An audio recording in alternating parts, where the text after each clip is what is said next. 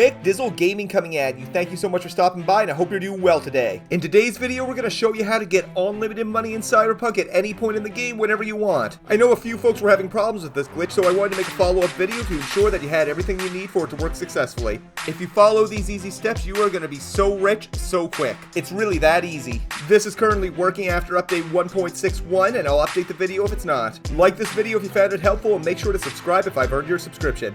You can do this glitch at any stage in the game. All you need to do is find any sort of vendor. We're going to go to this machine, for example. So we're going to find any duplicate stackable item. Let's use these bad boys here. We have 17 of them. As long as you have at least 2 items, you're great. If you have more than 2, it helps you make the money quicker though, that's for sure. Step 1 is place your cursor on the item and leave it there. It's very important that you don't move it.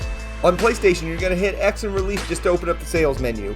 On Xbox, you're going to hit A and release to open up that menu. And on PC, you're going to left click on the item to sell and release. That shouldn't be news. Just like you're selling something normally. All while still making sure that your cursor is still on the item that you're selling. Alright, the next part is really important because if you mess it up, it can mess up the glitch and then you gotta rest for 24 hours and try it again. With the sales menu open on PlayStation, you're gonna hold down X. On Xbox, you're gonna hold down A. On a PC, you're just gonna keep your cursor on the item. You're not gonna move that cursor. This part is super important because if it messes up, you can mess up the whole glitch. So while still holding those respective buttons on console, and while still ensuring that the cursor is on the item that you're selling, you're going to select one less than the maximum. Now on PC, I'd recommend doing this on keyboard because if you use the mouse, you're going to move your cursor from the item.